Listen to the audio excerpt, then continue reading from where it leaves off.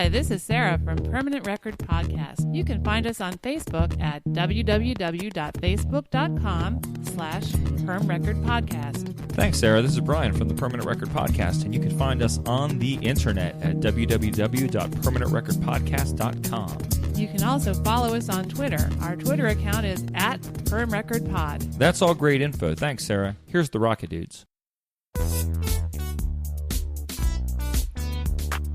BlueZone Podcast Network presents Permanent Record, an in-depth look at the classic albums of the 70s and 80s. Albums which have earned a permanent place of honor both in our hearts and in our record collections. You can tell it's a whole week later because I'm wearing a different shirt. Oh, yeah. Look at that. That is not the same shirt you were wearing the last time we talked. You're a changed man. That is so true. Very different. Folks, welcome back. This is the Permanent Record Podcast with your hosts, Brian. Hello. I'm Sarah. And I'm Colby Zell, back again. And last time we were with you, we talked about the first half of The Cure's Head on the Door album. We did. We talked at great length, too. We did, and this time we're going to finish up that conversation and talk about side 2. Sounds like a good plan. So before we get started, let's just touch on why we're talking about The Cure right now at this particular time of year. We thought The Cure and this terrifying album, which features a sombrero-wearing skull on the cover, would be a great album to talk about as we get into the Halloween season. Okay. And in fact, the three of us, Halloween is just a few days away from when this show gets loaded to the internet, and we are in our Halloween costumes as we record the show because we are so into it. And that's why you're wearing a different shirt. That's right. That's why this year, of course, we decided to go as a group contest, and we are going as Bananarama. Oh, yes. So, Sarah, because Yes. you're tall, of course, you are Sarah. Well, that is me. Because you also have the same name, Colby. He's blonde. He's very tough, so he's going as Siobhan. Oh. Hello, Siobhan. And I, Brian, I'm going as Karen because basically we both love Andrew Ridgeley. Oh, wonderful. She's married to Andrew Ridgeley. Is she really? And I'm the only one in the world who can sing his song Shake. Oh. I'm going to shake you, whip you up a frenzy in your heart. Because no one else knows it. I feel worse for having known it. Huh. Oh. So as we talk about this, Well, that was really off the charts there. just keep Bananarama in the back of your mind because that's who we look like right now. Do you have any notes on Bananarama related to The Cure? No. I do. Oh, really? Well, I don't actually have them written down, but as you mentioned them and I thought about the things that I read an article or an interview with Robert Smith where he said they were the only band that they had met up until that point that could keep up with them drinking. Oh, nice. They were like just, drink for drink. They were able to match them in their heavy drinking. Told you Siobhan was tough. So that was kind of funny. That's very funny. Yeah. It's also weird to hear him talk about another band and not insult them. Yeah. Every interview Yes. that I ever read where he Yeah, talks about other people, it's never kind. Yeah, no, he thought they were pretty good. All right, so we are on side 2 of the 1985 album, The Head on the Door. And the first song on side 2 is a sweet little tune called The Baby Screams. Oh,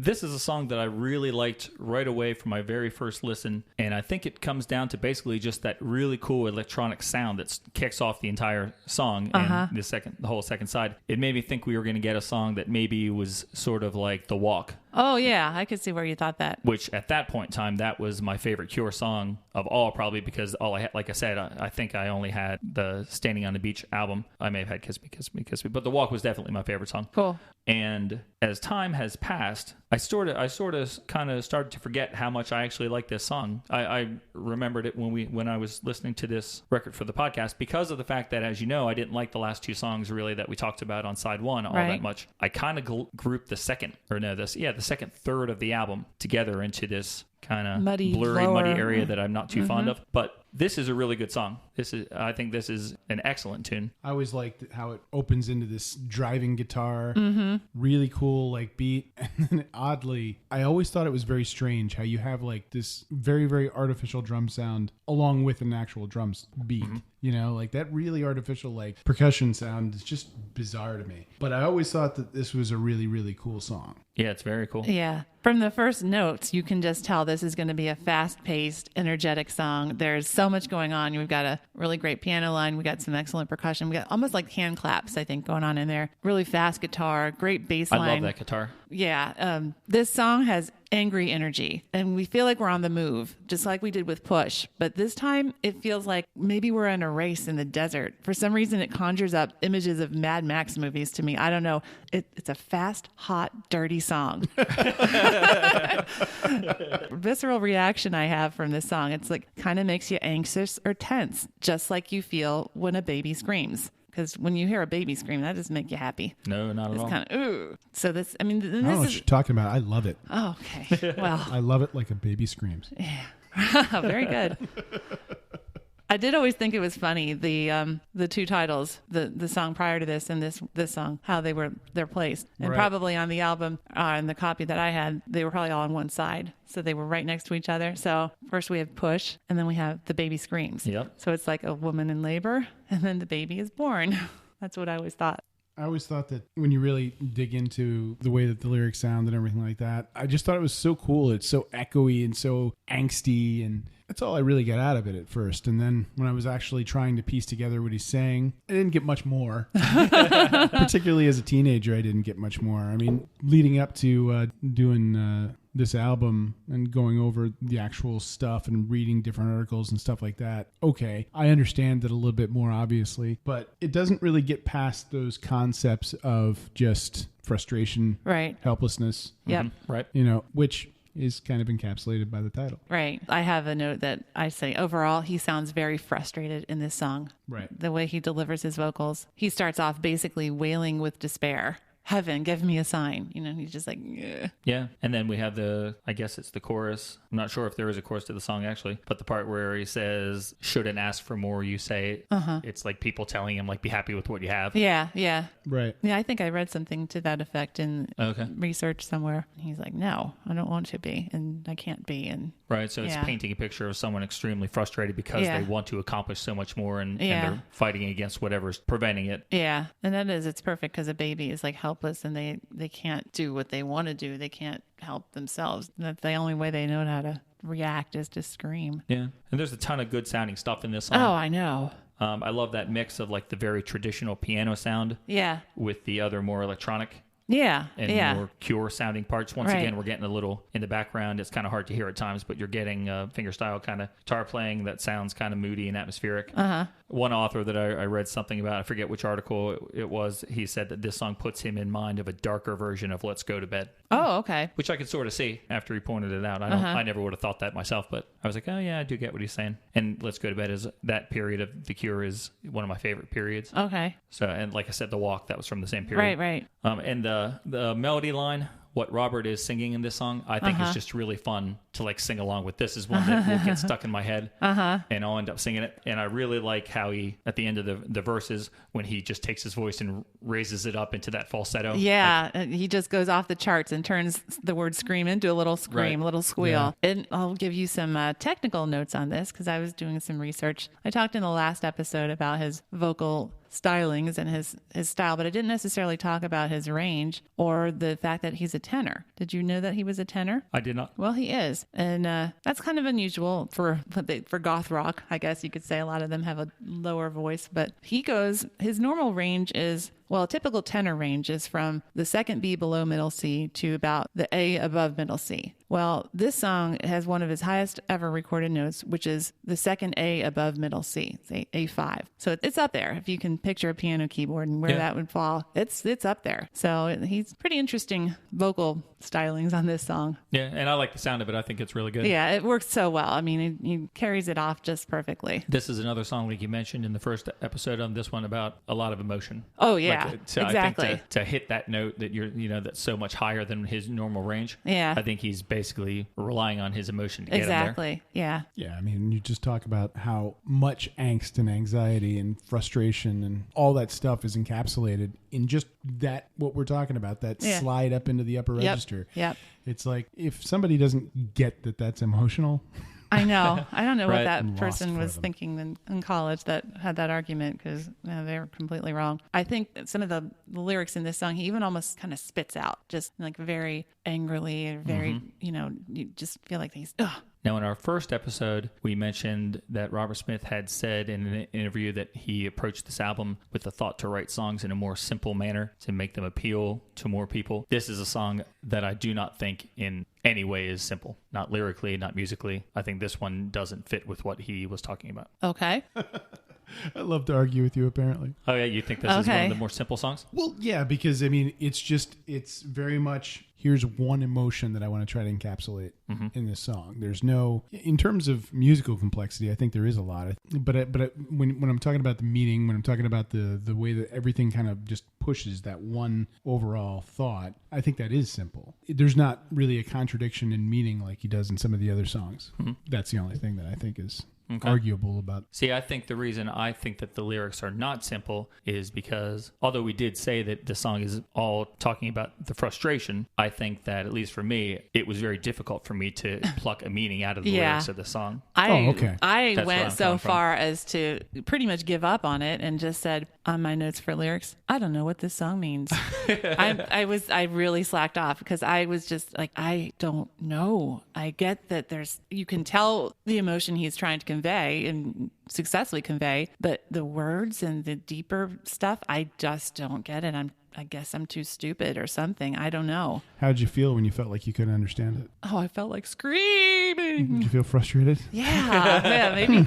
Oh, so you're saying he wrote it in an intentionally oblique way to frustrate me. Oh, okay. Thanks. It's like it's like Alanis Morissette not actually putting anything ironic in her song, just to prove how ironic she was. Oh, nice.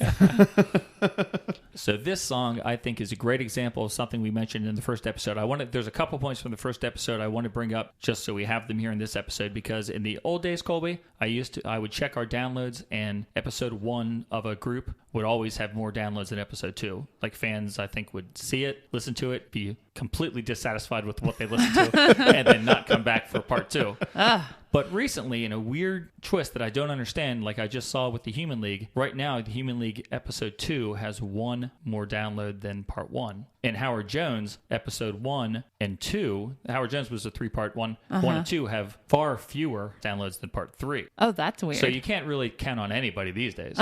So I just want to get these points in this episode so we can refer to them again. And one of the things we mentioned in the first part of the episode was that Robert Smith was very happy to be back in a real band situation after The Top, which was basically him. And I think that this is one of the songs that probably was elevated by that band collaboration. Yeah, he's taking advantage of the talent and around him and the group atmosphere. Because this song sounds infinitely better than anything that I heard on The Top. Okay. Which is also true for almost every song on this album. Well, yeah, I was like, just this one? Yeah, not just this one. But I think that this is a good example of the band. It's a well-crafted because, like song. Colby said, we're getting live drums with electronic drums. Yeah. We're getting the good, gloomy, moody guitar playing, Simon's bass. Yeah. It's, the sum of the parts all adding up. Yeah, this is an excellent way to start off the second side. Certainly, again, catches your attention. Just like those drums on the first side, with In Between Days, we get this really funky keyboard sound, and then it just off to the races in the desert.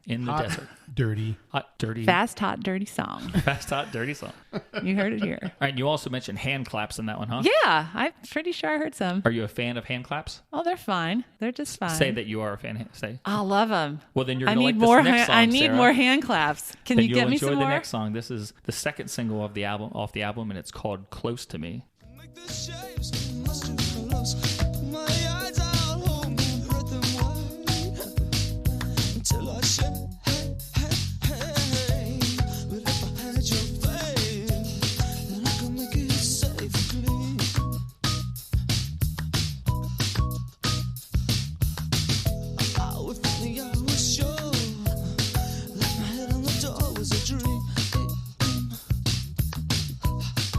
All right, this was the second single off of The Head on the Door. It was released in September of 1985. I saw some conflicting information. It was either on the 9th or the 17th, not sure. But at any rate, it peaked in number 4 in Ireland, number 7 in Australia, and number 24 on the UK singles chart. Was not released in the US, at least this version wasn't. So I don't have any chart information on that. That surprised me. I know. I was like, well, why didn't they do that? So this album only had 2 singles released off it in the UK, and Yeah. only had 1 single here in the US. Yeah. That's insane. But from what I read, Robert was actually disappointed that there were 2 singles off the album. That makes no sense. He's so strange. I mean, well, we know that. But a Smash Hits article I read from October of 1985, which of course would have been, the interview would have been conducted earlier. He said, "I've always said we'd never release 2 singles off an album." He's a little embarrassed, he says, by saying this. "But I was tempted because all the band were saying that if we release it, being close to me, it will go to number 1. He said he knows it won't, but he still wants as many people to hear it as possible and also to see the accompanying brilliant video. So,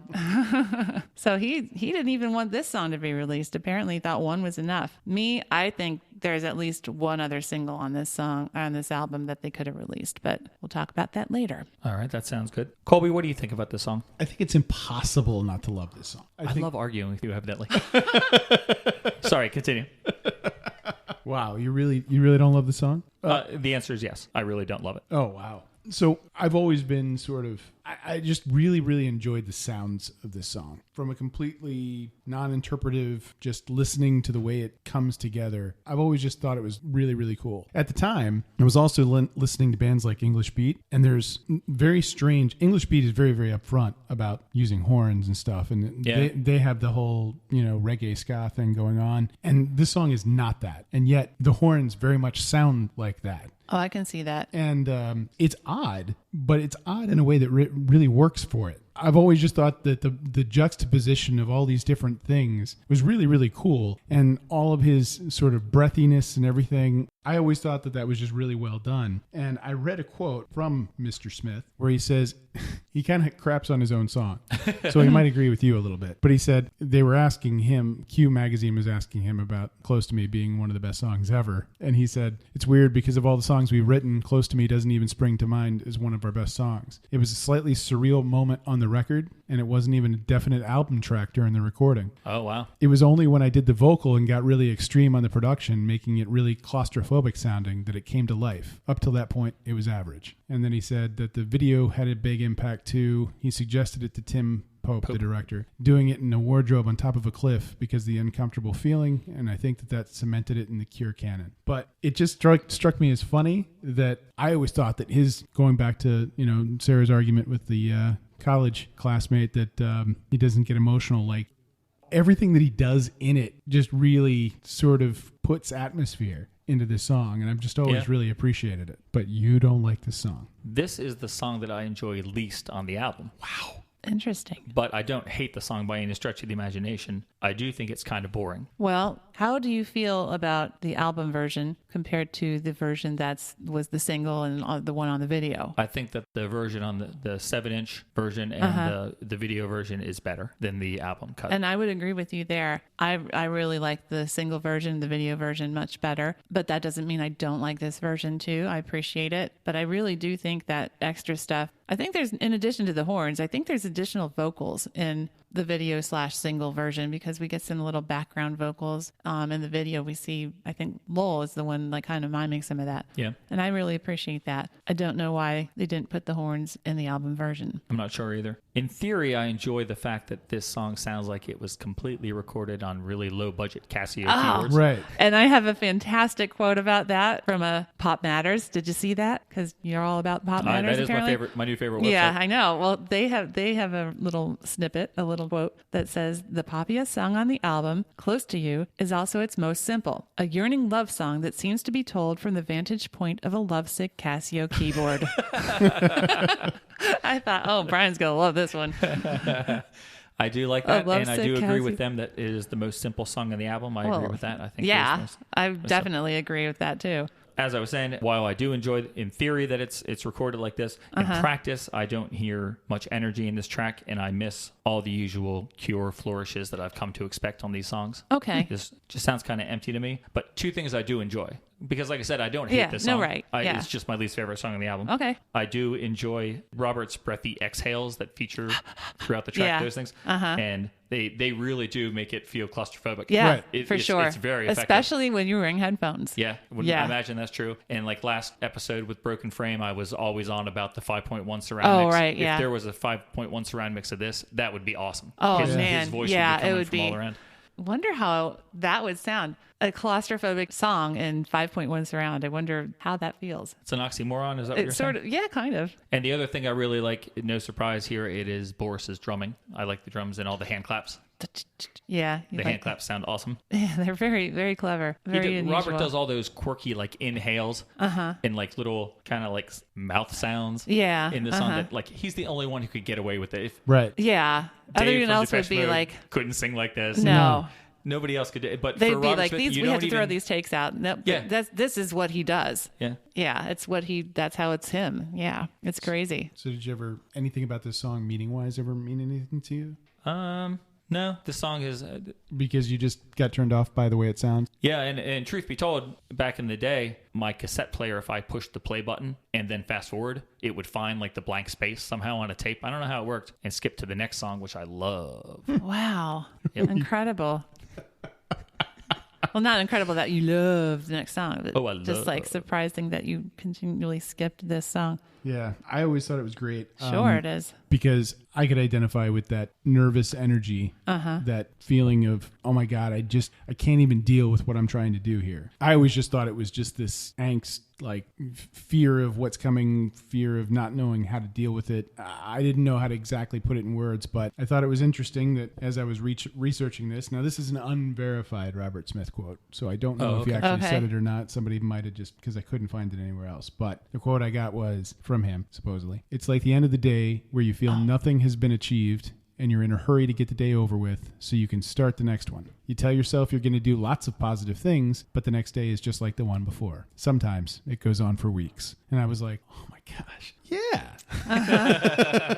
Yeah. Well, I just thought it was about just being anxious about an upcoming event. You know, it's wanting to wish away the day or sleep away the day so the event would be right there, but then also kind of not wanting it because you're nervous about it. It's, you know, some people say it's about relationships. Sure, I get that. I'm also thinking it could even be something like getting ready to perform on stage. Sure. You know, I'm sure that something like that he would go through. You're anxious. You want to get out there and do the concert, but then you also kind of just want it to be over with. Yeah. So I could see that being in his head. My subconscious must be speaking through my notes because on every single song in my notes, I wrote about my interpretation of what it meant lyrically. It never even entered my mind to do it for the song.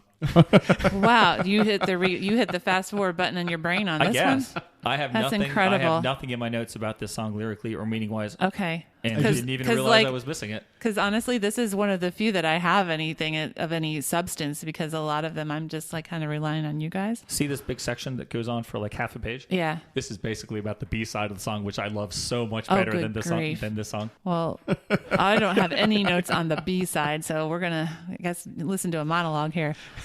Seriously. Another note I do have from Robert Smith on the meaning of this song, just a couple sentences, because then he starts talking about the video, and I don't want to do that yet. We're almost there. But from that same Smash Hits interview, he says the song's about being claustrophobic, not physically, but about how you can feel confined in even the most expansive room if you're with the wrong people. I like that idea as well. Right. Because sometimes you're at a party and you're trapped with a bunch of boring people or something like that, or even in a meeting, or totally get that idea. Like, oh my gosh, just get me out of here. Totally. That's what Colby's thinking right now. Yeah, probably. No. I subscribe to the Harvey Danger methodology, which is if you're bored, then you're boring. Oh, cool. Well, I have a little sound sample. We were talking about how there's two different versions of this. Yeah. I just remembered that I took the last 10 seconds of the song from each version just so you could hear the difference. Okay, good. Do you want to hear that? Certainly. No, I don't want you to play that. All right. Here is the last 10 seconds of the album version. Anyway.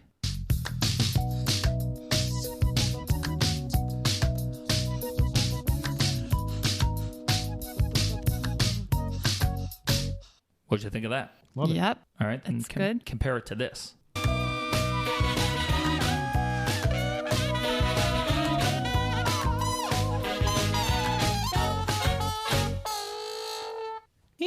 That was the version from the video and the single. Yeah. Right. I like that one better. Oh, 'cause I it's do so too. crazy. It is. It's so wacky. I love that thing at the end. It's supposed to sound like a New Orleans funeral Yes, band. yes, Right. it is. It's based on a funeral dirge, I think, but it's like obviously a pepped up one. Yeah, I think that's great.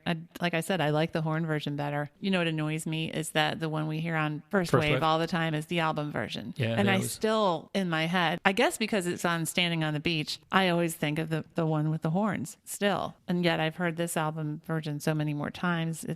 I don't know. I guess I just love the horns. I'm not going to say that later, but Do you remember the version from 1990 that was released? I do. It was the second single from the Mixed Up remix album. I do. First song was Never Enough, which was an all-new song. That was Yep. great. I was really Right. excited about that one. And then they followed it up with, it was just called Close to Me Remix. It came yeah, out in 1990. really original name. And it had sort of like a 90s kind of That drum beat kind to of it. that Manchester beat Yeah. to it. Yeah, and almost like a reggae kind of. Yeah. I do like this album version better than Oh, that yeah, version. yeah. Now that version had a pretty cool video. I love the video. 1990 video picks up like from the end of this video that Yeah. we have for this song. Yeah. They've fallen into the ocean and they have like a little adventure under the sea. Yeah, it's, although- it's, So did not it's- see this. Oh, it's great. Yeah, I tried to watch it today because I found it.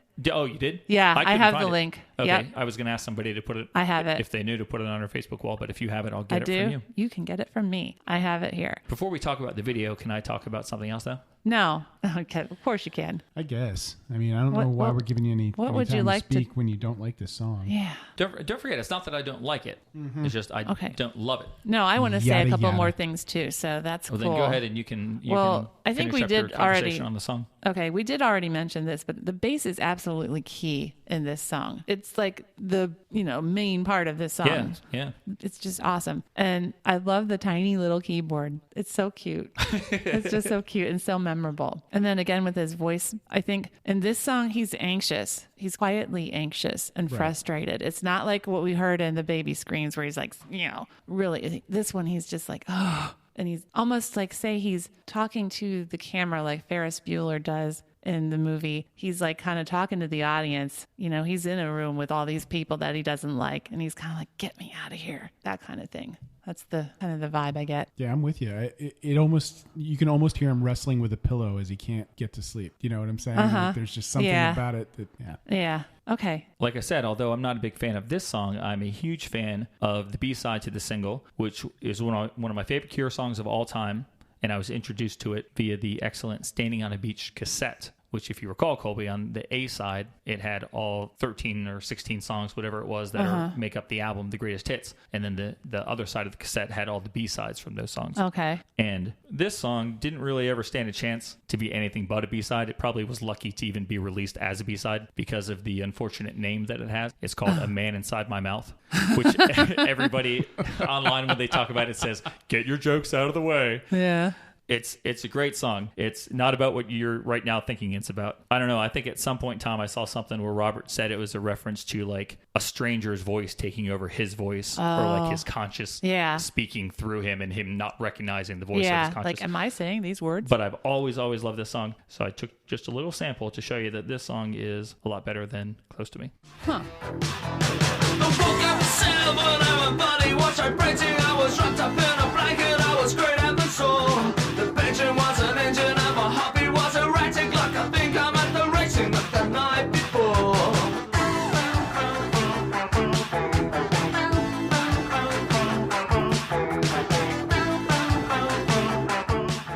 A Man Inside My Mouth, truly an excellent song on every level, vocals, lyrics, music, and performance. So much more interesting than Close to Me, and it is just a shame that a song this good was relegated to B-side status. Oh my. It sounds like it could have been on the top. Yeah, it does. So, Sounds like Banana Fish Bones. yeah. It's shameful that you think that song is so much better. That song than is Close to Me. awesome. I won't say Shameful. it's a bad song. I won't say it's like, oh my gosh, what are you thinking? I don't know that it's any better than Close to Me. I will say from that little snippet, because I know that song, but not as well as you do. It sounds almost like he's rapping the way he's delivering Yeah, that. kinda, It's like a little bit. super fast delivery, almost spoken It's word. not a very melodic melody. No, line. it's almost spoken word. It's very interesting. I will have to hear that again. It's very interesting, unlike Close to Me. Oh, which is, calm down. Oh my God. but I'll tell you what is good about Close to Me. The video. The video is Yes. excellent. Oh, good. We're finally going to talk about the video. Sarah, after I throttle Brian, are you Yeah. going to be able to continue the Permanent Record podcast? Yeah. Hey, I'm getting folks riled up tonight. I know. Controversy. Yeah, this video is excellent. I love it. It's so much fun. The video is so good it almost convinces me that I like the song. I watched it today and I was like, man, that's really great. It's so cool. And then I listened to the song on the CD while I was taking notes, and I was like, oh, yeah, I forgot. Oh, you're so wrong. So you already sort of told what the video was about. Well, you and me both, but another album. Yeah, it takes place in a wardrobe. All the band members are inside the wardrobe, but they're not really playing instruments. They're trying to play facsimiles of instruments. Yeah, and we criticized Julian Temple. Yes, for doing this that. on the Broken Frame episode for Right. making people play keyboards on cash registers calculators and calculators and stuff. Yeah. But when Tim Pope does it here in this video, it's cool. It's fantastic. We got the guitar parts on a little comb. My favorite. That's my favorite. The first thing I have the note on the video, I'm always a big fan of the comb used as a musical instrument. Yep. I always thought that it was the bass on the comb until I watched it today and realized it wasn't. You never really see what Simon's doing. No, it's like the little keyboard. Well, Simon is lit up. He doesn't play. He's tied up. Right. Yeah, he doesn't take his instrument. No, he doesn't, because he has actually got a light bulb in his mouth to create a lit from within feel. And that cloth that he was all wrapped up in is to hide the wire. Oh, wow, that's Yeah, terrible. so if you go back and look at it now and you're like, yeah, his mouth is kind of glowing because he literally has a light bulb in his mouth. That's insane. I know. They went through a lot for this video. I got more on that in a little bit, but it's so funny that Boris Williams is just clapping. Lowell has got that tiny, tiny little keyboard, which is perfect because it's got the tiny little keyboard sound. So Yeah, you're right. like, I could totally see him playing this in the studio. And then Robert pops out from behind in the clothes and he starts playing with finger puppets, Yeah, he does. which I think are actually band members. Like it's like almost like voodoo dolls of the band or something. Oh, okay. He looks really cool in this video, I think. Yeah. Eventually they fall off the cliff because it's Robert's fault. Yeah, he starts like banging against the door or He's something. playing with his finger puppets and he starts getting like really violent with them. Right. And he just starts jostling everyone around, and then they fall off the cliff. Mm-hmm. Yeah. So that was his fault. And then they go into the water and it fills up with water. But they're like laughing about it. They don't even care. He's like smiling and they're like still trying to play their instruments, their little fake instruments. And It must have been, I can't imagine that filming anything in water while you're wearing like a suit, like all your clothes, it can't be fun. I know. Well, here's what happened. This is what I've been waiting to tell you. All right. And this is, again, from that Smash Hits article from October. The video is the band is crammed inside a whole wardrobe full of clothes. They threw 3 empty wardrobes off Beachy Head cliffs, and then they had to use a fire engine to get enough water to fill the wardrobe that they were in. The trouble was the water had been in the fire engine for 6 weeks and was disgusting. So we were all violently sick the next day. Oh my God, that's terrible. Like what they went through for it was like, oh my gosh, 6-week-old fire engine water, like swimming around in that and Gross. grinning like fools. They did not realize how ill they'd be the next day. The things you do for art. All right, well, let's move on before I alienate you guys any more than I already have with my outrageous statements on this song. Yeah, really. So let's move on to song number 3 on side 2. And this song is called A Night Like This. It goes deep, it goes deeper still this touch. And a smile, and a shake of your head, and a smile, and a shake of your head. I'm coming to find you if it takes me all night. Can't stand here like this anymore. For always and ever is always for you. I wanted to be perfect like before. Colby, Yeah. do you have any notes on this song? I have no notes on this song. What Which happened? is unusual that you took notes on the whole album but missed this song. But it's also even more unusual because before I played it, I looked at you and said, "Do you want to speak first after a night like this?" And you seemed very excited to do so. I said, "Do you want to speak after the next song?" Right. And you got a big smile and you were like, "Yeah." Yep.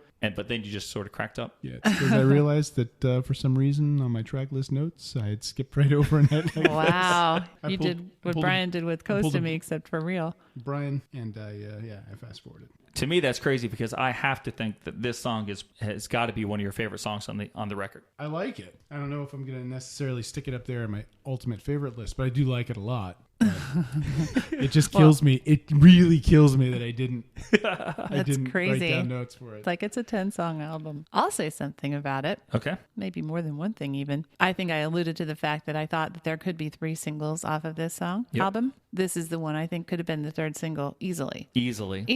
And I mean, they even had so easily they even filmed they a video have for a it. video for it. So I don't know what happened there. I don't know why they even filmed the video. But if you're going to go to all that trouble, why not do a 3rd single? Yeah. What's it going to hurt? Yeah. I don't know. It probably took a day to film that video. I mean, it's not anything. We'll talk about that in a little bit. But yeah, I don't know why they didn't release this. In fact, they play it. And wasn't it on the Standing on a Beach? It was on the CD of Standing on the Beach. Okay, that's right. It wasn't on the cassette. No, Right. but it's like they're counting it amongst their greatest hits. And yet it wasn't even released. It's sort of Yeah. what's going on here. This is an incredible song on every level. Every the level? mood established by the music, the beautifully poetic lyrics, the brilliant vocal performance. This is the song on the album guaranteed to connect with the band's youthful, angst-ridden fans at the time that the album came out. I think it was written specifically for them. Yeah, I think you're right. I think that you covered it perfectly because it's just all the elements are there. It's everything you want in an angsty romantic song, and very accessible. It's not so dark and gloomy that you can't kind of still bop around to it. Right, and it's probably the fullest sounding song on the album. I think we've had a lot of space, a lot of it like empty space in the arrangements of almost everything else, especially 6 Different Ways and Close to Me. But this track has layers and layers of sound that don't let up the entire way through. I love the dramatic fade at the start of the track, and the piano is very simple. It's just kind of like dun dun dun dun dun dun dun dun. Yeah, just But some it chords. really adds to the song, and I love the way it sounds. I love the meandering guitar part that kind of plays throughout. That same kind of, I can't think of the word. I keep saying finger style. There's a word that starts with an A, like arpeggio or something. Arpeggio. Arpeggio. Yeah, That's what I mean. arpeggio. And Yeah. I love the sax solo that we get in this song instead of a guitar solo. In concert, they're going to give you a guitar solo on this. Here on the record, you get a sax solo. Some people say it sounds dated today, but I don't think so. Now, here's the deal. Yeah. I know why you're laughing. Because I badmouth saxophone all the time. on our Tears for Fears episode, Yeah. Something Fierce, Colby. Yes, he did. I said, Sarah, name me one song that isn't made worse by the fact that there's a saxophone on it, other than Careless Whisper. And Sarah's like, I don't know. I can't think of one, but off the top of my head, but there must be one. No, there's not. Okay, the presence of the sax on this song didn't ruin it. That I've been waiting like so eagerly to bring that up because I didn't think of this song when we were talking about it before. I didn't either at the time, but now once I heard it again and I'm like, oh, there's a sax in here. I wonder how he feels about that. And saxophone was played by a guy named Ron Howe, who was in a group called Fool's Dance, which was the band Simon was in after he left The Cure in 1982. He played with them until he rejoined The Cure. Okay. So that's the connection. So Colby, to them. how do you feel about the sax? I don't like it. Oh, really? I don't like it. Okay. Like, there's a lot about this song that I do like, but I do think that there's that jarring moment where it's like, oh, it's an 80s sax solo. Right. Yep. It's like, it just doesn't, for all the things that The Cure does sort of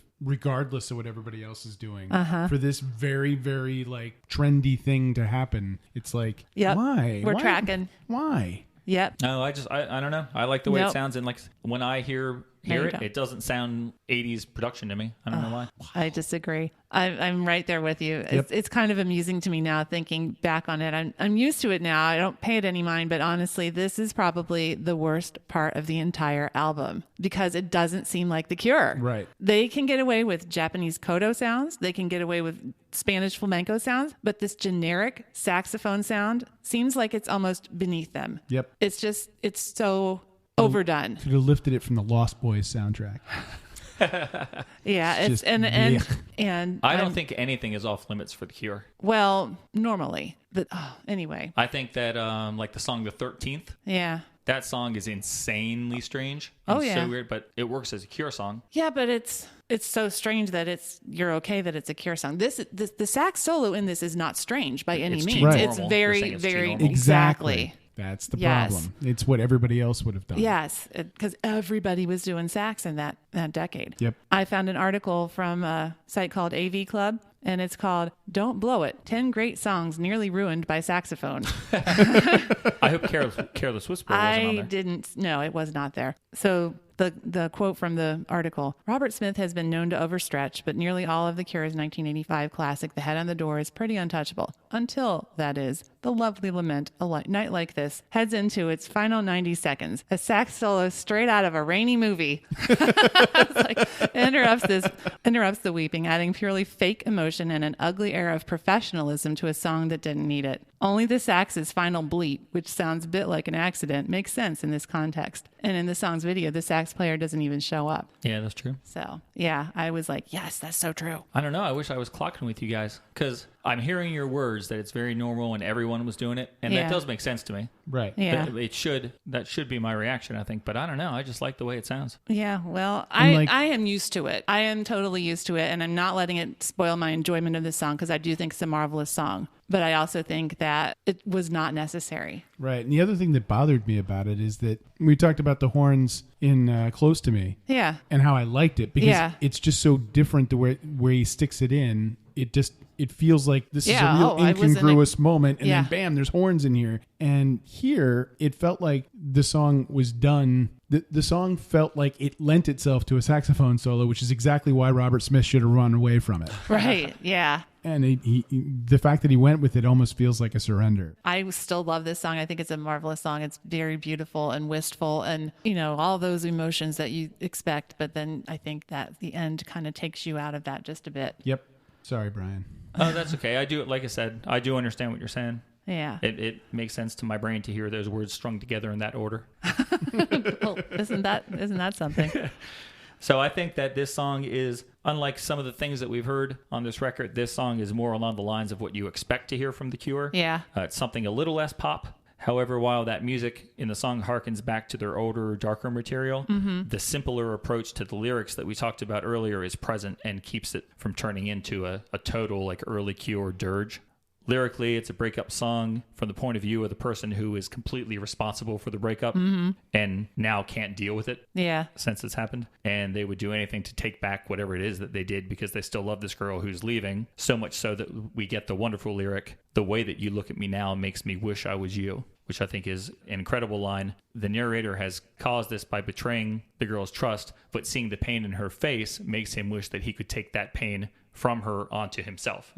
I thought that idea was just like so cool. Yeah. It reminds me of Running Up That Hill. Oh, really? Sure. I know that song and I can hum along with it, but I don't know the words. Yeah. More lyrics that I think are really incredible. You never looked as lost as this. Sometimes it doesn't even look like you. Yeah. And then that entire final chorus, "I'm coming to find you if it takes me all night. Can't stand here like this anymore. For always and ever is always for you. I want it to be perfect like before." Mm-hmm. Yeah, like I said, like if you were your sister's a few years older than you, right, Colby? Yes. So she was like 18 or 17 or something when this was out? Yeah, she would have been a year out of high school. I'd have to imagine that romanticism of this song to that age group at this time was the thing. Like you mentioned before that in between days, if you feel like getting a little depressed, right, you would put that song on. Right. I would think that's the same thing with this song. Yeah, like you could do that. Did anyone else, after listening to this for about 10 minutes, did you want to go and like just drown your sorrows in alcohol? No. Because I was listening to it early to finish my notes, so I was listening to it at like 9:30 in the morning, and I really wanted to go down to the pub. Oh man, no, I was okay because I was probably instead disturbed by the video. You were disturbed by the video? Yes. Well, let's move on to the video so we can get back to a song that Colby took notes on. Let's talk about the video now. Yeah. Why were you disturbed by the video? I know it's not disturbing like In Between Days was. I know it makes no sense. But this, obviously, this disturbs me more than In Between Days. I find it very disconcerting how the camera repeatedly starts off close and then zooms back over and over. That's because that's what's happening to Robert in this song. Like, the girl is walking away from him. And is not going to come back, and that the camera is constantly moving away from him the entire time. But it keeps coming back. It comes back. It goes away. It comes back. Because it goes if away. it didn't come back, he was going to look like a little ant on the screen by the time he moved away. Yeah, I get that. It comes back and immediately starts backing off again. Well, it never stays on him without panning starting back. to zoom back out. I know, but I think it's awesome. I hate it. No, I did. it bothers me. It's like it's just jarring, and I don't know why I didn't like it. It made me feel like I was in a dream or something, and it's like this thing kept happening over and over again. Like it's repeating, and I don't know. It felt like I was in a bad dream. I think it's a brilliant and inexpensive gimmick Well, that works really well with the song lyric. Also, Robert Smith's gestures. I mean, I know he's awkward, but here he's like really awkward. He's just really, himself. I don't think there's some really jerky movements in there that I can't even handle. They're just I didn't too think he's weird any worse than normal. I did. I don't know. I tried. I watched it, and the whole time I watched this video, I was really uncomfortable. I wasn't scared, mind you. I just was really. I didn't like it. The only scary thing in this video is his baggy 80s suit. Oh, his suit. His suit. Oh, it's terrible. I miss baggy 80s suits. Oh I my know. gosh. I do love his enormous hair, although it'll never be as big as Simon's. Simon's got the hair. And Lowell in the background looks about as miserable as anyone could ever be. Yeah, and I don't remember his hair ever looking the way it did in that video. Yeah. He looked kind of It strange. was really bizarre. Yeah, I don't like this video. I do like it a lot, and I hadn't seen it for a long time. It was another one that I recorded back as a youth on my 80s music video cassette off of Night Flight, and I hadn't seen it for, I don't know, for forever, decades. And back then, I never really thought about the camera moving away from him constantly. I didn't really pick up on that. So as I watched it, I was kind of like thinking, oh, hopefully we'll get a happy ending. Hopefully the very end of the song, the camera will move back to him, and it'll go up to his face and end the song close up, because then that'll mean, like she does come back to him. But always and ever is always for her, so she stuck to her guns, and it never really happened. Yeah. How about the dancing, though? Simon especially was doing some really crazy dancing, moving around. Oh, just when he's playing? Yeah. That's just how he always is. Yeah, that was okay. I didn't mind that. So this song is one of my very best memories from that American tour we mentioned. I said that I liked when they played Kyoto song, that was one of the highlights. Yeah. But this one is one of my best memories and one of my very favorite tracks by this band. I'd probably say this was, it's in the top 10 for me. Okay. That's a good place considering how many songs, are out there. All right, Colby, I feel like you were excluded from that one. Poor Colby. Well, I needed to be. So how about if we'll take a listen to the sample of the next song, and then you can kick off the discussion. I will be happy to do so. What's this one called, Colby? Screw.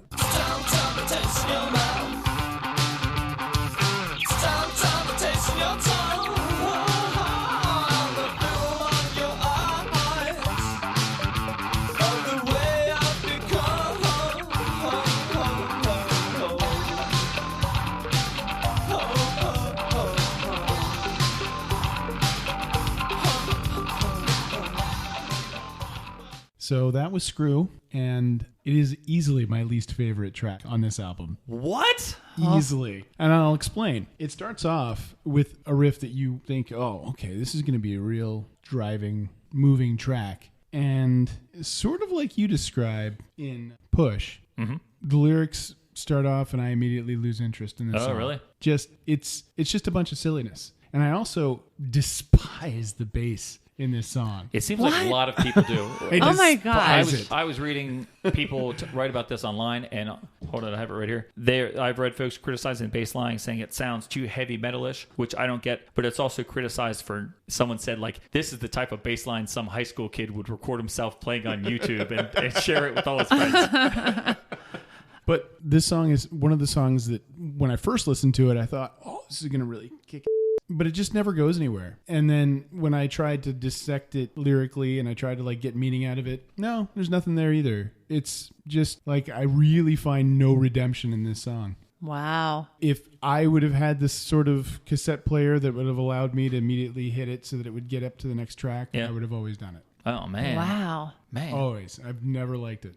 When I first got this album, this was my favorite track. I know. As that's why you put it on the mixtape. We're at war. We're at war on this album. Man. But Colby, these days it's only my third favorite song on the album. Oh. I've matured a little bit.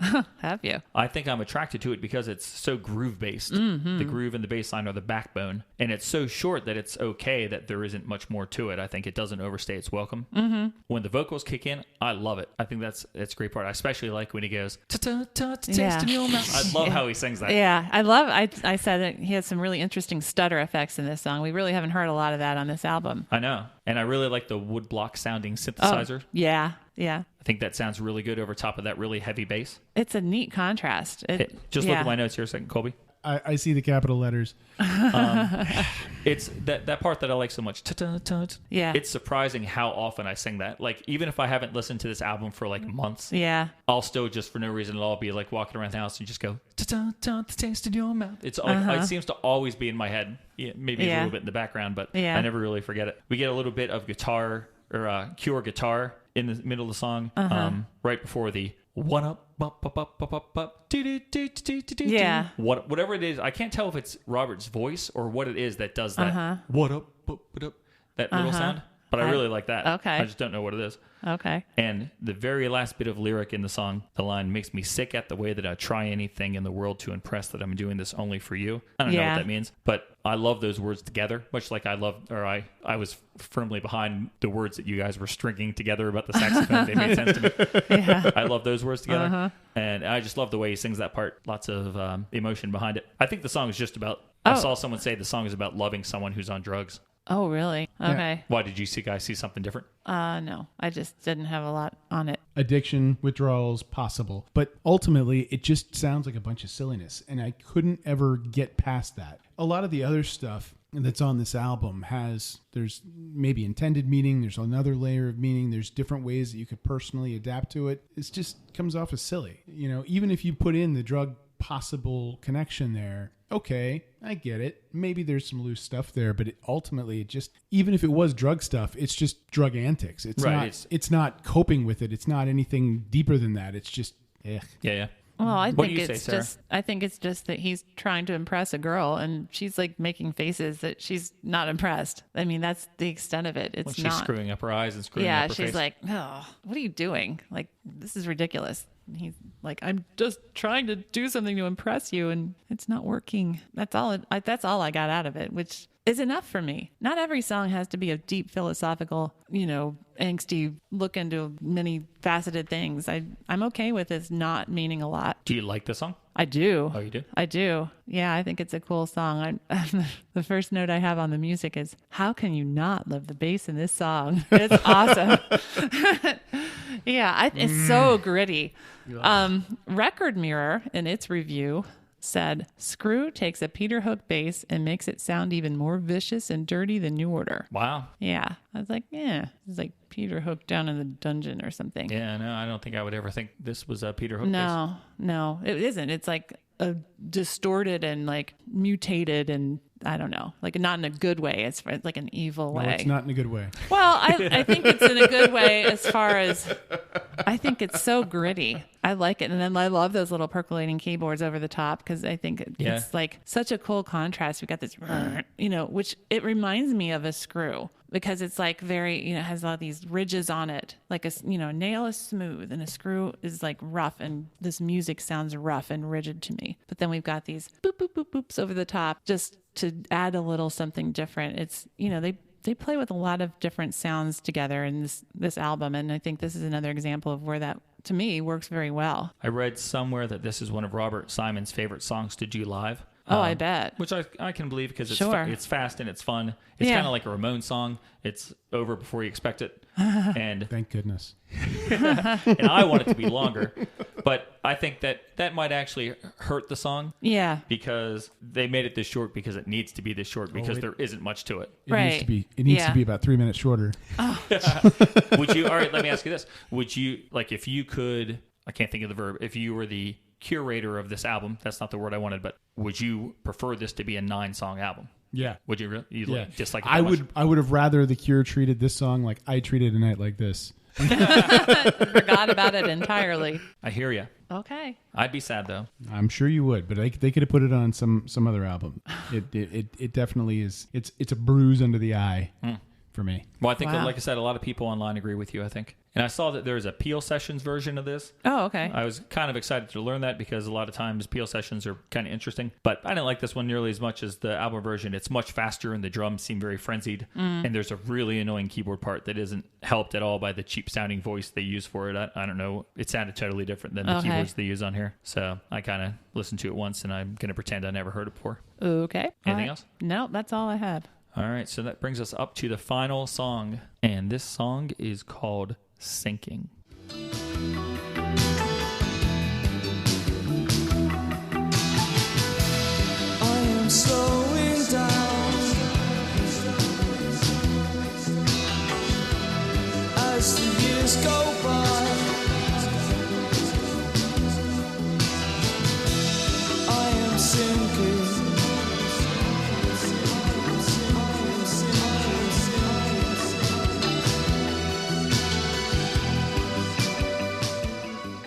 Ladies and gentlemen, my favorite track on the album, Head on the Door. This song, Sinking, is a masterpiece. It harkens back to albums like Faith and points forward to albums like Disintegration. On all fronts, this song is flawless. It's a pretty heavy claim. And I'm not going to disagree with you. Wait, we're not going to fight about this? We're not going to fight about this one. Wow. Oh, wow. I love this song. No, it is a magnificent song. Can we get the trifecta? Oh, we got it. Sarah used the word magnificent. Yeah. This is why, like, I would be listening to so many songs on this album going, oh, this is just, I identify with this and I identify with this. And this was a song that didn't really necessarily have a lot of, I've read that Robert Smith simply refers to it as a song about getting older. Right. But to me, it was just this sort of cathartic feel. Like, after you get through some of the angsty, meaty, emotional songs on this, to me, it was just sort of being able to just sort of take them all in, wallow in them all, and let it go, you know? Mm-hmm. It's the way I felt about it. And like getting through your favorite, Screw, well, not your favorite, but one of your favorites. At the time, Screw. it was my favorite. To get to it, it just was too much work. I'd rather get through it. Yeah. And get to this, because there was just so much goodness about the way this song is put together. I just always loved the way this song made me feel as I was finishing off listening to the album. Love it. Let me give you the quote. I found the quote about Robert Smith, what the song means. And he said it was about feeling despair at getting older and less true. Right. I can't even handle that because he was 25 when he wrote this song. I'm like, you're not old. And but it's a theme he goes back to. Like on Blood Flowers, he has a song 39 about when he was going to turn 39. And I remember at the time, like, oh, yeah. Well, that is old. Yep. But yeah, I didn't realize how old he was when he wrote this one. Yeah, 25. But what do you think about that statement? It's a song about getting older and less true. Well, I mean, the less true thing, you can certainly identify with that because... That is definitely the sound of somebody who's just come out of his teens. Well, getting jaded to me is part of being less true. And like sort of wistfully remembering how you used to embrace things. And now there's this layer of cynicism. You filter everything through. And yeah, that's... You kind of mourn not having that, you know? And so getting older and less true, you can still identify that at 25. You can identify that at 18. It's not insane to think that you're getting older and less true at any age. You know, you're losing some of the joy and enthusiasm you had just a few years before. Every little piece that you lose is something you can mourn. It doesn't matter if it's a slight degree or if it's a large degree. To me, not having that same joie de vivre, it's sad. It's sad when it happens from just day to day. I mean, it's almost impossible to notice at that level. But when you stretch it out, you know, you're a quarter of a century old. How'd you feel about Christmas 20 years prior? You know, you can't get that back. You're never going to get that back. Somebody could give you an embolism and you're not going to get that back. It's never coming back. And that's sad, you know? And it's just those types of things. To me, that's what he's getting at. It's not necessarily just like, oh, I'm 25 and now life is sad. No, it's sadder now. Okay, and I see what you're saying. It is worth being sad about every little tiny piece, because that is a little piece that used to make up you. Right. And I also like the drums. Well, I like a lot more than the drums about this song. I like how it starts. That great crashing intro with the piano. It to me, it sounds like a sound of musical frustration. And the end reminds me of the musical equivalent of the needle in the runout groove. It's that repeating sound over and over again. I think it's an excellent way to end the album. I think it's an excellent way to end the album, but I saw it as, I have it here. Hold on. This is what we're talking about.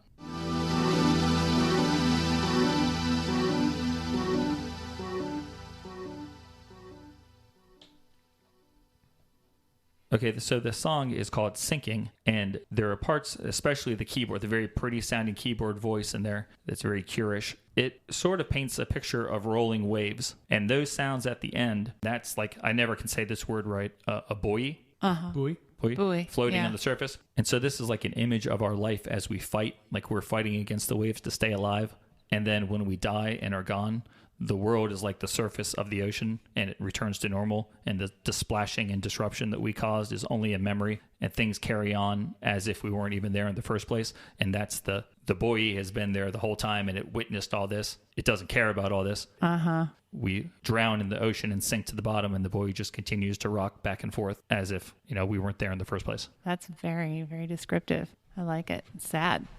You said earlier that this song looks to the future, and I have a note that I think this kind of previews Disintegration. Oh, definitely. Yeah, it's the longest song on the album, 4:52, which of course. Yeah, it's the longest song on the album, but it's still not even 5 minutes. I know it's still like half as long as some of the things on Disintegration, but yeah, I really feel like this is like a very prophetic song. I guess this is the direction that they headed. I mean, you say that some of it, it sounds like the past, but I think with the keyboard sounds we hear, those are much more new, and we hear them in the future. Very sweeping. And these keyboards are the Cure keyboards. These are like the quintessential Cure keyboards. I think I've already said in other episodes that keyboards sound like the Cure. Mm-hmm. Well, this is the sound that I am referring to. I consider the Cure to be the owners of this keyboard sound.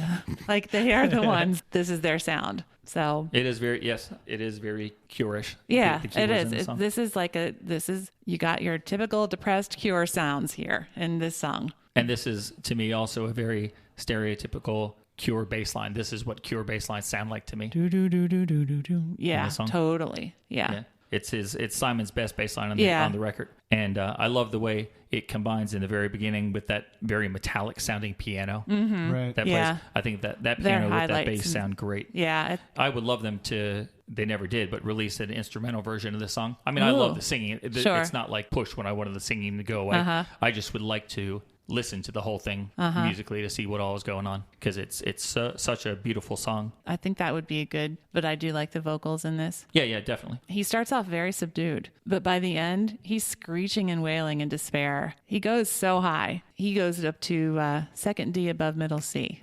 And the word, I think that's in the word remember. Uh-huh. And it doesn't sound forced or weak at all. No, It's short, to be sure, but it sounds fine to my ear. I think he really pulls that off very well. I think the one line that I always found powerful more than anything else, and it was because of the way it felt to me, is the line where he says, "So I trick myself like everybody else. I crouch in fear and wait. I'll never feel again." And I would always think so I trick myself like I trick everybody else. Okay. And the whole I crouch in fear and wait, like, and he finishes by saying I'll never feel again. Like, to me, in my head, it was always about, I'm trying to project this image to everybody. And I'm projecting this image because I'm afraid of people attacking the real me. So I'm going to make this fake me up because that way I won't get hurt anymore. That was the whole thought process behind it. Huh. So that line really meant a lot to me. I don't even know what he was actually intending when he wrote that line, but it was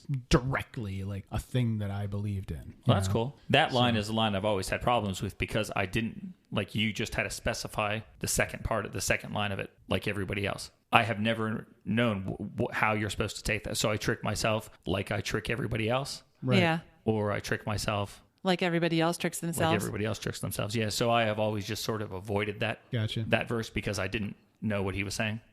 Just grammatically, I didn't understand. Yeah. And technically, I probably didn't either. You were brave enough to take it one way over the other, which I just never bothered to do, evidently. So yeah. The lyrics to the song are great. They're really, really great. Probably my favorite on the album. There aren't many lyrics to it when you see it written down. No, it's not a long lot of words. Doesn't need to be. People online express surprise that this particular album was indeed so poppy and then leaves us on such a down note. But it doesn't seem strange to me because it doesn't just suddenly hit you. It doesn't happen out of nowhere. There is a gradual kind of directing us to this more somber conclusion. It's not like we go from Close to Me to Sinking. Right. It's the pop music stops pretty much in song number 7.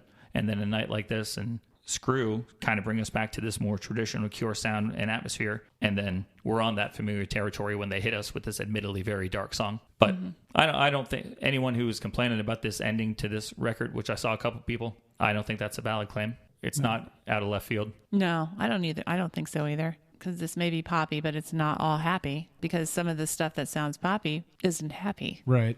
This just happens to not sound poppy. And it's not happy. I never really thought of the album as, when you listen to it as a teenager, you tend to extremes emotionally as a teenager, right? Oh, yeah. You're super giddy, super down, you're super angry, you're super everything. And this was just part of the spectrum, you know? So it wasn't like, oh, this album is so dark, I love it because it's so dark. I actually probably felt more that way about Black Celebration than I did about this album. Oh, really? Like, this album was more of an echo rather than a you will feel this way. Mm-hmm. It was more of a, I don't know, a resonance as opposed to you don't even understand how bad life sucks. So maybe you should think about how bad life sucks. That's the way Black Celebration was to me. This was more, these are elements of life that make us feel certain ways, and don't you feel this way too? As opposed to something that was really dark. Mm-hmm. I don't know. That was me. Yeah, that's an interesting question. I'm not sure what I thought back then about which one was darker. Depeche Mode was so danceable; it was sometimes easy to forget how dark a lot of it was. Yeah, I don't know. I think this is has such a range on it that I don't think it's overall a dark, gloomy, depressing album like, you know, the other ones in their catalog. Yeah. You know, it's certainly nothing like Pornography. Yeah, or even Faith. Right. So I wouldn't categorize it as an overall dark album. It's The Cure. Sure, you're going to get some dark stuff in it, but that's not the prevailing feeling I get. All right, so we'll wrap up this song. Let me just say, I can't really say enough good about this one. I would put it in my top 3 Cure songs of all time. And interestingly enough, my favorite Cure song of all time also uses water imagery, the same Deep Water as You, off of Disintegration. This song is thought-provoking, absolute poetry, and tragically beautiful. I think that this song transcends the label of rock music. Very nice. I like that. And that is the end of side 2 and the end of The Head on the Door. Wow, we got there. We got there. Took a little while. Yeah. All right, so before we give our final evaluations, even though this episode is, like the previous one, gone a little long, we did have a little extra credit question that we had, and it was just a little thing of interest from this time period of The Cure. We just wanted to briefly talk about The Cure in Orange, what it is, and what is the most noteworthy thing about it. So, Sarah or Colby, what is The Cure in Orange? Other than the fact that it was a film that I never really watched.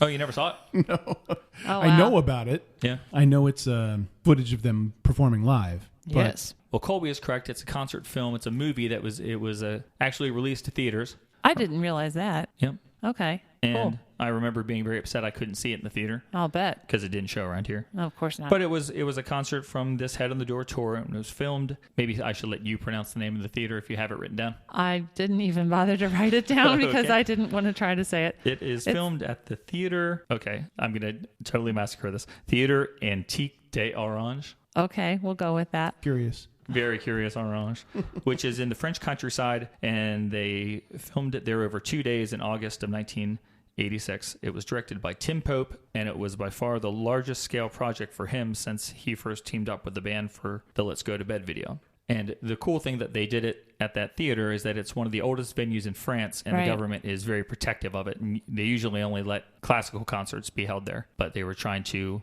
prove to the government that you could make a lot of money by allowing every now and again a pop band to come in and play. Yeah. So they picked the Cure as the Yeah. band they wanted to try to prove that with. And it's one of those places where that you often hear about, like if you go to like a really old theater, the acoustics are incredible without any like Right. electronic Yeah, it's stuff. just the way it's built and Yeah. designed. Right. Yeah. So It's a really cool setting. It's this old stone amphitheater, and it's a great setting for them because it's just this old and dark and atmospheric place. And yeah, and of course, Tim Pope does a great job of filming them in that environment. right. And so some things I didn't know about it. I didn't know Robert financed it himself because with it being Pope's first film, and he sort of refused to tell really what he intended to do with the film. They couldn't get anyone to fund it. Oh, wow. And so early on, the plan was to feature the concert at this venue, striking venue, kind of intercut with archival interviews and general silliness that they were going to film later. Oh, wow. And it turned out just to be the concert footage. And that was okay. And the very low budget meant that they had to film the live show on Saturday night and then mime to the soundtrack, like lip sync to the soundtrack of Saturday's concert on Sunday morning for him to get all the close-ups. Oh, my gosh. Which I never really thought about. And they pointed out that if it had rained either day, Yeah. Saturday or They Sunday, couldn't have done it. they couldn't have done it because they couldn't have got the footage to match. And they didn't buy insurance. Like, I guess if you're going to make a movie, you buy insurance, and then if it falls apart and it doesn't happen, you get... Yeah. Well, they didn't buy insurance because the project cost £150,000, and the lowest cost that they got for insurance was £50,000. Oh, my And gosh. they were like, that doesn't make sense. No. It's such an expensive thing, so they never got it. So if it had rained, they would have been... Wow, that was really out of luck. risky. Luckily enough, the rain held off until Monday. The film Saturday, Sunday, and then it rained Oh, on my Monday. goodness. Wow. But a really funny thing is Robert Smith was asked, is it a risk to have Pope in charge of such a large endeavor? And he said, I don't think it's a risk because he isn't really a director. Oh my gosh. Wait, what? How does that make sense?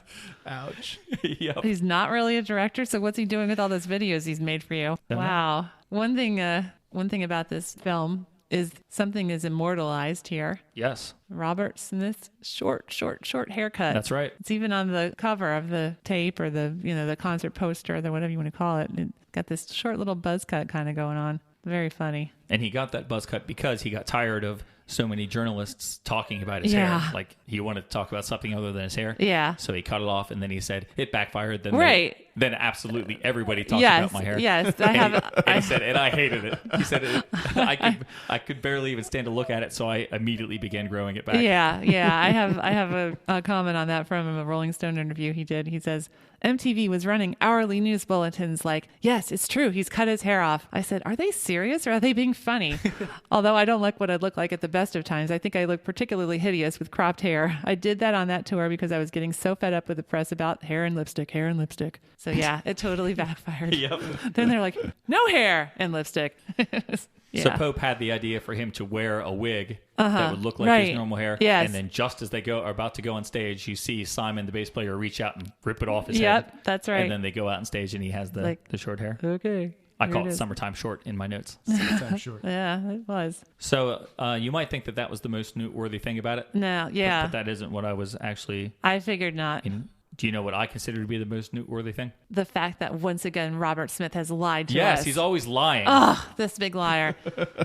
Oh, he's such a darn liar. Yeah, he has said that this would be released on DVD. He said it in 2009. Yes, he did. And guess what? It's 2017 and it's still not out. Did you find the article on Slicing Up Eyeballs about this? 7 things The Cure's Robert Smith has promised to release this decade, yeah. but hasn't. I saw that when it came out years ago. Yeah, well, no, it was just from March. It was actually released this past March. Really? Mm-hmm. Oh, well, I saw it then in March, but Yeah. I thought it was a lot older than that. No, because it's stuff from this decade. They're the things that he hasn't done since, well, whenever this decade started. The Cure in Orange is the first thing on the list. And like BBC sessions and mixed up too. Yeah, exactly. Yeah, that's all on the list. Yeah. Yeah. So if you want to see this film, it's probably on YouTube somewhere. They actually, I think it was them or some other people have actually posted links to it on YouTube. Kind Souls have recorded it and posted it up there. You can get to it. Oh, that's cool. If you want to. Or you can come watch my VHS copy that I still have. Oh, yeah. So it's also available on Laserdisc, but I read that the audio is out of sync on the Laserdisc, so that would be incredibly annoying to watch a 2-hour concert. Horrible. Yeah. That'd be very bad. But I don't think you should release it on DVD. Release it on Blu-ray. Yeah, because we're past DVD by at this now, point. right. I True. think I saw some comments to that effect. Like, well, I don't know why he wouldn't. I don't know what his problem is, but Who knows? Anyway. So that's The Cure in Orange. It's a really good concert movie that I used to watch all the time. True. And I'd like to have it on Blu-ray, Robert. yes, please. All right, so all we have to do now is our final evaluation, guys. Was that all? Yep. Okay. All right, so let me start. We'll go around the table with our final evaluation. All right, so when the Disintegration re-release came out a couple years ago, Slicing Up Eyeballs readers ranked all the Cure songs, and then they released the top 100 or so, 98, I think, for some weird reason. And this is how these songs finished. In Between Days was number 13, Kyoto Song number 79, The Blood 74, 6 Different Ways 36, Push 17, Baby Screams wasn't in the top 100, Close to Me was number 11, Night Like This 21, Screw wasn't in the top 100, and Sinking was number 49. So for a band with as many albums and as many B-sides as The Cure, it speaks volumes about this record that 8 of its 10 songs finished in the top 80. Remember that this band has 13 albums, a 4-disc collection of B-sides, and a few albums worth of B-sides after that weren't collected on it. So they're really prolific. Right. Their fan base sees this as a key record and a really important Cure album. And guess what? It is. To me, this is one of the 3 Cure albums that sounds less like a coherent record and more like a collection of songs, which Robert said as much in his Human League quote that we mentioned in the last episode. Albums like Disintegration and Pornography are connected by themes that connect every song and result in a very well thought out and consistent record. This album, Kiss Me, Kiss Me, Kiss Me, and Wild Mood Swings are like musical potpourri. But while I think that fact hurt Wild Mood Swings, this record, while being all over the map, still works. And I think that's because it's short length, because of the fact that it was kind of an exploration into the pop realm after so many dark albums like Faith and Pornography. The fact that, like Robert said, he kind of not dumbed down, but made his songwriting a bit more simple and accessible. And the most important thing is this true band environment that Smith encouraged, even though he wrote all these songs himself. And this would be the last time he would take sole writing credit on the songs on his albums. So this is an incredibly radio-friendly and very pop record, yet no one accused the band of selling out, and I think it's because of the incredibly high quality of the songwriting found on the record. This is the first Cure record, I think, where songwriting becomes a priority instead of drug use or experimentation. And over the years, Robert had become quite the seasoned songwriter, and this gave him an opportunity to shine. So this is the best, in my opinion, this is the best Cure album to date in 1985. It is not the best Cure album ever, though. The future was very bright for this lineup, and we are going to receive a few true classics from them in the years ahead. But The Head on the Door is great. It's my third favorite Cure album. If we get the chance to talk about my second favorite Cure album, I'm going to raise some eyebrows. I'm going to give that second favorite and this record the same score. But I've decided that this one is my third favorite. So, I do really like it, and I'm going to give it a 4.5 record adapters out of 5. It's close. It's close to a perfect record, but, you know, with a record that has a song on it as lame as Close to Me. which I think you said was ranked number 11 in the top 100. Yep. Interesting. I just can't give it a 5 out of 5. That was one heck of a summary, sir. He's good at that. Thanks. Now, I don't like to go over an album that I had a very, very deep emotional connection with on sort of an academic way. I just like to think about it the way I thought about it. Okay. When I was first listening to it as a teen, and compare it to the way I think about it now and get my evaluation that way. And I mentioned in last week's episode that it was something that I had found in my older sister's tape collection. I listened to it. I was the only person that knew anything about The Cure when I was first listening to it in my circle of friends. I'm not saying nobody in my high school did, because I'm sure there was somebody, but nobody I knew. And it felt very personal, you know, without having anybody else being aware of it, being this music that I was listening to over and over again in my little cassette player, generally in headphones. You mentioned in your evaluation, Brian, that you were talking about how, you know, it's a collection of songs and it's not necessarily, you know, thematically connected. And I agree with that. And yet, to me, it did have some thematic connection. It just basically was me. You know, it just, for the few months that I was listening to it regularly, it was just an extremely personal sort of reflection of certain things that I was going through at the time. And because of that, it meant a great deal. Like, I can instantly listen to this album and I can remember what it felt like to be that guy at that time in my life. And that, to me, that's a powerful thing about music. It's certain songs will make you immediately remember certain elements of your past. And I think they're all the more powerful when they're able to do that for you. And then when I listen to it now, I can also hear these songs with the person that I am now and think about how it applies to me now. And it still holds weight. And it's still, with the exception of one track, they still mean something to me. And in that regard, it's hard not to think of this album as wonderful. And I know that, you know, you talk about a group as prolific as The Cure was, and lots of people listen to lots of different albums and love lots of different albums. I never did. I listened to this album. I listened to their singles album, and that was really it. Like, I didn't ever, like, grow with the band. I didn't listen to all the other stuff because when they started becoming super popular, for some reason, I just walked away. I didn't keep up with them, really. I had heard tracks that were released because they got popular, but it wasn't anything that I really, really followed. This was the only one that I did. So even though Cure fans as a whole may say, oh, this is somewhere down the line on their overall success or things that they really find important or valuable, to me, it's the only one that's valuable. And when I read about their progression as a band and everything like that, to me, it's the first time that they realized that they could send their message without necessarily alienating people. They could create songs that captured how they felt without necessarily pushing people away because they were being too artistic or too dark or anything like that. They could still have an approachable feel while still giving the same message. And for all of those reasons, I still have to agree with you on the final evaluation. I would say it's a 4.5 album. Oh, wow. I didn't see that coming. Because I really hate Screw. Crazy. Wow. That's very well said. That's very good. Thank you, Colby. Really like that. I think it's only fitting that the three of us got together again to talk about this album. The last time we were all together, we compiled a mixtape. And here, with The Head on the Door, we're basically talking about a mixtape again.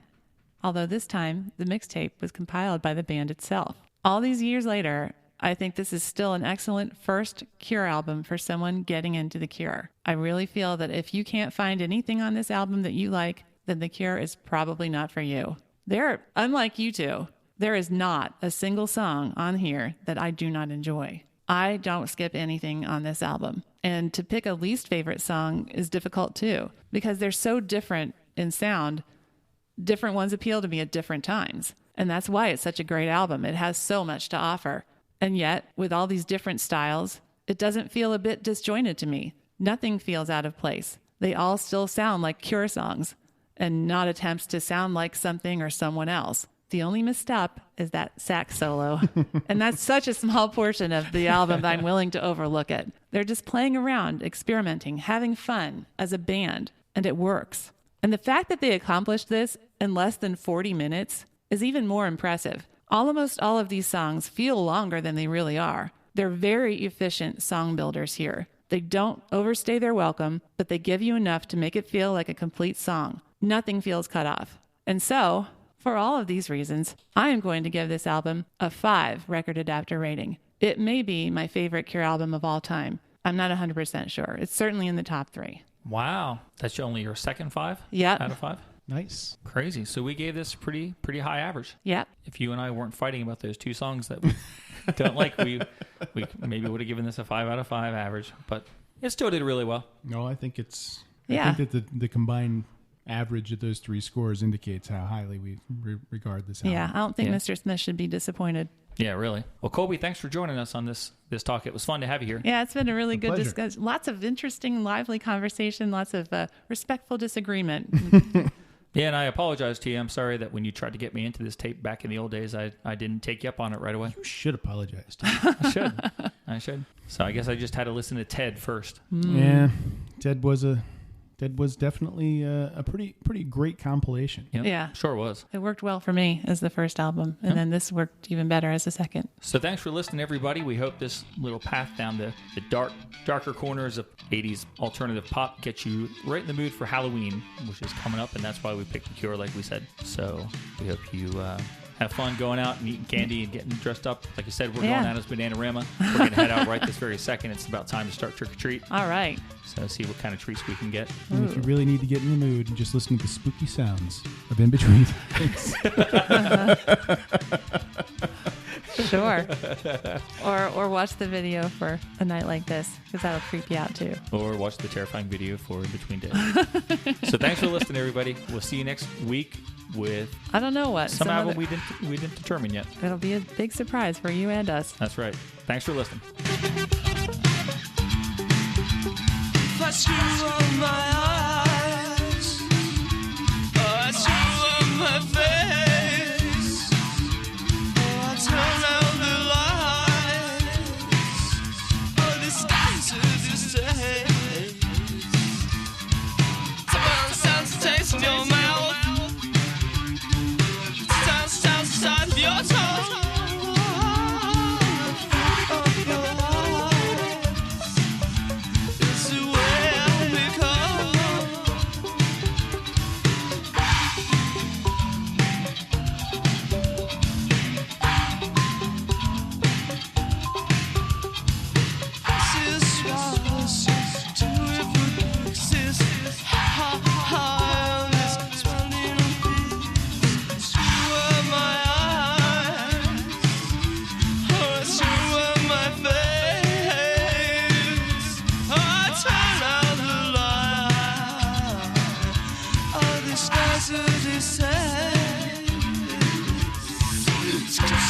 Taste in your mouth, sounds inside to your tongue.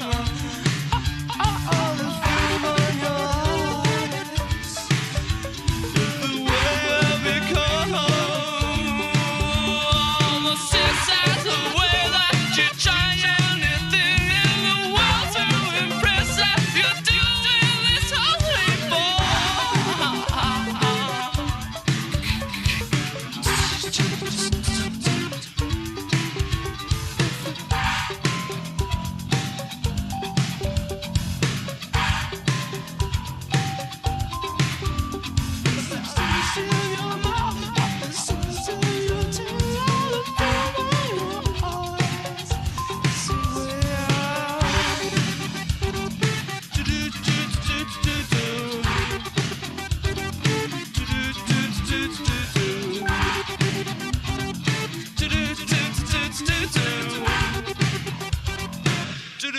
do do do do do do.